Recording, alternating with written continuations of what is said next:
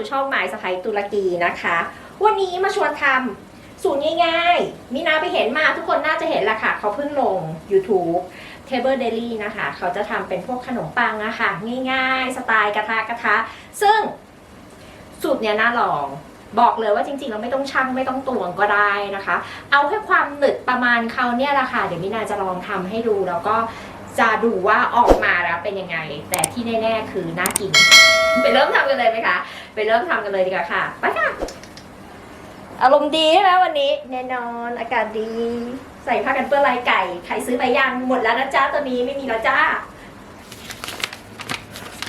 แป้งค่ะตัวนี้เป็นแป้งสาลีอเนกประสงค์ของมีนานะมันจะดูโปรตีนจากตรงนี้ค่ะเห็นไหมคะจะมีคำว่าโปรตีนนี่ค่ะโปรตีนของมีนาเนี่ย 11.6% ก็ถือว่าค่อนข้างดีนะ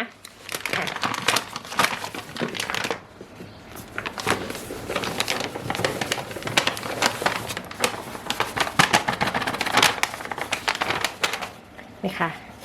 ถือว่าแป้งเขาดีทีเดียวมาค่ะเดี๋ยวเรามาทำกันค่ะง่ายๆรวดเร็วปั่นลมพัดนะตัวเนี้ยทำไม่ยากสูตรยากๆเราไม่ทำกับกระทะด้วยวันเนี้ยบอกเลยว่าสูตรเนี้ยค่ะเขาช่างเป็นกรัมซึ่งไม่เป็นกรัมก็ได้แต่ขอมีนาดูว่ามันจะขนาดไหนเข้าใจใช่ไหมแป้ง200 กรัมแป้งมีนาใช้แป้งสาลีอเนกประสงค์ด้วยแต่ว่าเขาใช้แป้งขนมปังอ่ะ200 กรัมนะคะ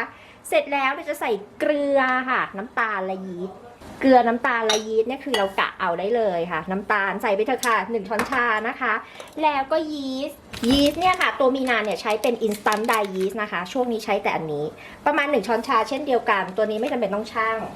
เกลือค่ะประมาณครึ่งช้อนชาถ้าอยู่เมืองนอกใส่ไปเลย1 ช้อนชาแต่ว่าถ้าอยู่เมืองไทยครึ่งช้อนชาก็พอเสร็จแล้วโถง่ายๆคนทุกอย่างให้เข้ากันเขาบอกว่าน้ำนะคะ160 กรัมเสร็จเรียบร้อยค่ะเสร็จเรียบร้อยค่ะพูดจาไม่ชัดคนค่ะคนให้แบบว่าเขาเป็นแบบหนืดอะจริงๆแล้วใช้น้ำขนาดไหนก็ได้ใช้แป้งขนาดไหนก็ได้เข้าใจใช่ไหมอ่ะเห็นไหมของเขานี่คือแบบยังหนืดเลยนะแต่ของมีนาเนี่ยเห็นไหมว่าการดูดน้ำของแป้งสาลีต่างกันเพราะฉะนั้นมีนาจะเติมน้ำไปอีก10 กรัมคือจริงๆไม่ต้องชั่งก็ได้อะนะแต่ว่าเดี๋ยวจะไปกันไม่ถูกทางเติมมา20เลยละกันอ่ะเติมอีก20 กรัมนะคะน้ำรวมทั้งหมดเป็นเท่าไหร่คะ180 กรัมคนค่ะคนทุกอย่างให้เข้ากันเพราะว่าเหมือนกับแป้งเขาหนึดใช่ไหมแป้งเขาแบบเป็นน้ำเลยใช่ไหมโถคนค่ะเนี่ยคนอย่างเงี้ยประมาณ3 นาทีแต่เราอาจจะไม่ถึงก็ได้คนแค่ให้แป้งกับให้เกลือยีสต์เขาเข้ากันก็พอค่ะเห็นไหมมีนาเติมน้ำ180 กรัมแต่เขาเติมน้ำ160 กรัมเพราะฉะนั้นเราจะต้องดูเนื้อแป้งให้เป็นนะคะในวิดีโออะที่สอนกันทุกคนนั่นแหละใช้แป้งเค้กได้ไหมใช้ไม่ได้นะจ๊ะใช้แป้งขนมปังได้ค่ะใช้แป้งสาลีอเนกประสงค์ได้แค่นี้เองใช้นมได้ไหมอย่าใช้เพราะว่าตัวนี้มันไม่ได้ต้องการความนุ่มขนาดนั้นมันต้องการความเหนียวเพราะว่ามันจะกินคู่กับไข่กับแฮมกับชีสนะคะตัวนี้ทำเป็นพิซซ่าได้ไหมตัวนี้ทำเป็นพิซซ่าไม่ได้พิซซ่าจะมีอีกสูตรหนึ่งมีนาไปเจอสูตรมาเดี๋ยวตัวนี้เดี๋ยวมีนาจะมาสอนพิซซ่าอิตาลีด้วยที่เป็นพองๆอ่ะทำกับกระทะด้วยพิซซ่าอิตาลีอ่ะมีนาไปเจอมาอ่ะเสร็จแล้วค่ะประมาณนี้เห็นไหมคะเราก็คนไปค่ะคนไปค่ะตายแล้วคุณมีนาเติมน้ำเยอะไปทำไงดีเติมแป้งค่ะไม่มีปัญหาถูสมมุติเติมให้ดูเติมน้ำเยอะไปทำไงดีคะเติมแป้งค่ะแป้งเยอะไปทำไงดีคะเติมน้ำค่ะจบมีเท่านี้จริงๆคนเสร็จแล้วค่ะเรียบร้อยหาอะไรปิดพักแป้งไว้ค่ะให้ขึ้นเป็น2 เท่านะคะเรียบร้อยเร็วมะเร็วค่ะแค่นี้เองจริงๆแล้วอ่ะแป้งสาลีกับแป้งขนมปังแต่ละประเทศแต่ละที่นะคะการอุ้มน้ำเนี่ยเขาไม่เหมือนกันเพราะฉะนั้นเราแค่ดูเนื้อแป้งให้เป็นแล้วยิ่งพวกขนมปังพวกนี้มีนาถนัดอยู่แล้วคือมันไม่ใช่แบบว่าขนมปังสายญี่ปุ่นที่เป็นโชกุปังมีเนยมีไข่มีอะไรพวกนี้คือมันไม่จำเป็นที่จะต้อง สูตรเป๊ะขนาดนั้นตัวพวกนี้เรากะได้นะคะ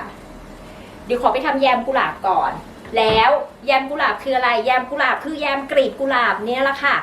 แล้วก็เดี๋ยวจะลงสูตรให้ตัวเนี้ยเห็นไหมเดี๋ยวจะเอาให้ดูนี่ค่ะนี่คือแยมกุหลาบที่มีนาทำนะแล้วมีนากินไปแล้วครึ่งโหลบอกเลยว่าสามีคอนเฟิร์มมาว่าเธอไปซื้อกลีบกุหลาบอีกโหลหนึ่งแล้วก็มาทำเขาบอกแบบนี้เดี๋ยวลงสูตรให้นะคะตัวนี้แต่อย่าเพิ่งเรามาดูตัวนี้กันก่อนดอกไม้ที่บ้านดีกว่าเดี๋ยวพี่สอยดอกไม้มาใหม่รู้สึกมันยังไม่พอค่ะมันยังไม่เติมเต็ม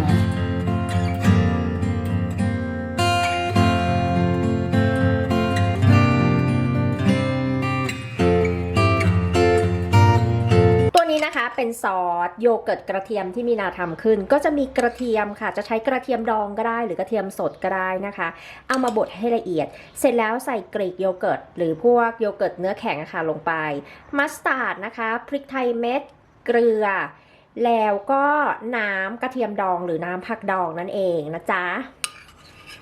น้ำผึ้งนิดนึงชิมค่ะชิมรสตามชอบเราจะใส่ผักชีลาวกับตัวพาสลีย์ลงไปใครไม่มีพาสลีย์ไม่ต้องใส่ค่ะใส่ผักชีลาวก็เข้ากันเดี๋ยวพอมีนาทำแล้วก็ถามไงถามว่าคุณมีนาซอสทำยังไงบอกเลยละกันค่ะใส่ลงไปเลยค่ะเท่านั้นเองมันก็จะได้เห็นไหมคะว่าเป็นซอสสีสวยๆแบบนี้ซอสโยเกิร์ตกระเทียมอร่อยมากตัวนี้ก็จะเป็นซอสพริกนะคะผสมซอสมะเขือเทศเท่านั้นเองไม่มีอะไรเสร็จแล้วเราก็จะมีพวกเนี่ยแหละค่ะพวกแฮมอยากใส่อะไรใส่ถ้าเป็นพวกเบคอนนะคะเราควรจะเอาไปทอดก่อนแล้วค่อยเอามาใส่ค่ะนี่ยังไงก็ได้ค่ะใช้มือเลยนะเพราะว่าเนี่ยก็ไม่ชินเดี๋ยวลองทำแบบเขาดูนะคะว่าของเขาทำออกมาสวยดีเหมือนกันนะเดี๋ยวจะมีชีสนะคะเป็นมอสซาเรลล่าหรือเชดดาร์ชีสก็ได้แล้วแต่เราแค่นี้เองผักเผือกอยากใส่อะไรก็ใส่ค่ะต้นหอมญี่ปุ่นมีนาไม่มีมีนาก็จะมีพวกมะเขือเทศเราก็จะใส่มะเขือเทศแทนแบบนี้มีอะไรใส่แบบนั้นจ้ะไม่จำเป็นต้องไปกุ้มใจว่าตายแล้วฉันไม่มีอันนั้นฉันไม่มีอันนี้ถูกไหมใส่ไปค่ะเห็ดมีเห็ดก็ใส่ไปค่ะใบเขียวหน่อยนึงเพื่อความสวยงามชีสนะคะมีนาก็จะใช้ตัวนี้ใครอินบ็อกอะไรมานี่เห็นไหมเราจะทำแบบนี้นี่นะคะ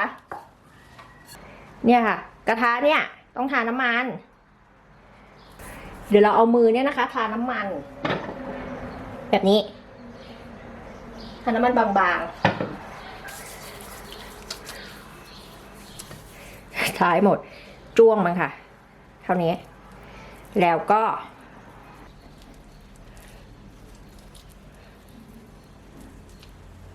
เราก็ใส่ลงไปในกระทะเลยนี่นะคะเอามือเนี่ยค่ะแตะน้ำต้องลองดูต้องทำแบบเขาเนาะ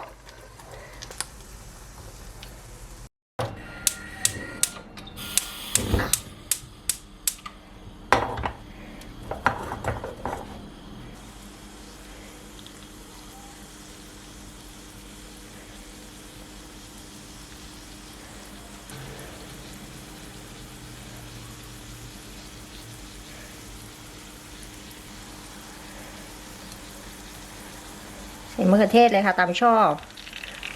ใส่ผักลงไปนิดนึงเรียบร้อยปิดค่ะ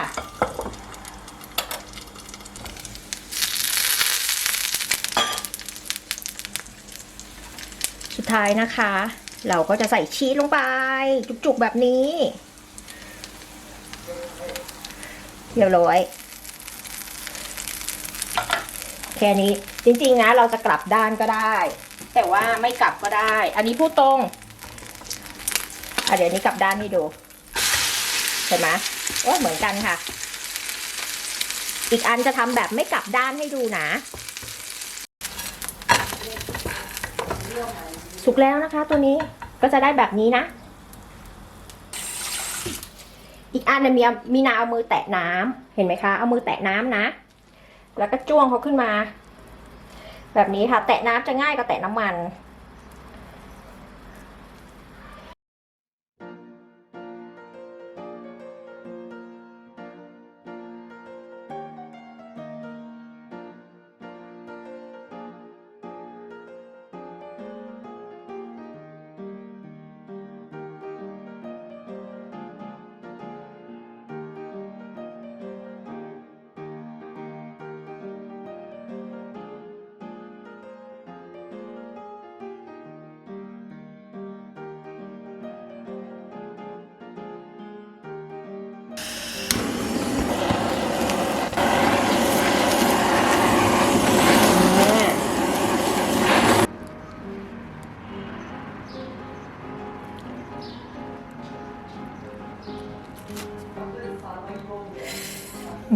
ตัวนี้อร่อยมากอะ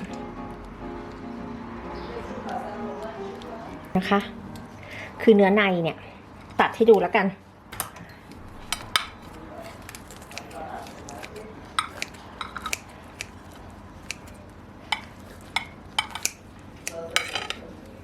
นี่ เนื้อในเป็นแบบนี้ค่ะ ถือว่าสูตรเขาไม่เลวนะคะ ยังไงฝากกดไลค์กดแชร์แล้วก็ติดตามให้ด้วยนะคะ เป็นอาหารเช้าง่ายๆ เก๋ๆเลยนวดแป้งตอนกลางคืนได้นะคะ แช่ตู้เย็นเช้ามาก็เอามาทำได้เลยค่ะ ประมาณนี้นะจ๊ะ บอกเลยว่าอร่อยมากไปเชิญจ้ะ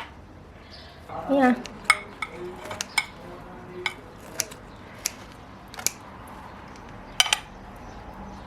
นี่นะคะอร่อยแน่นอนเห็นไหมว่าแป้งสุกค่ะ ไม่ใช่ไม่สุกนะ เรื่องขนมปังทำจากกระทะเนี่ยไว้ใจมีนาได้ ไปแล้วค่ะ สวัสดีค่ะอร่อย อันนี้มีแต่ไข่ขาวนะคะ เพราะว่าไข่แดงมันใส่ไปหมดแล้วเห็นไหม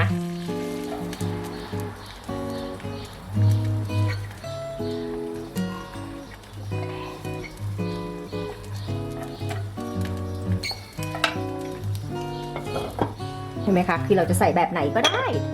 ง่ายๆแล้วเราก็กลับด้านค่ะป๊อกอันนี้เองง่ายจะตาย อันนี้ของวิสกี้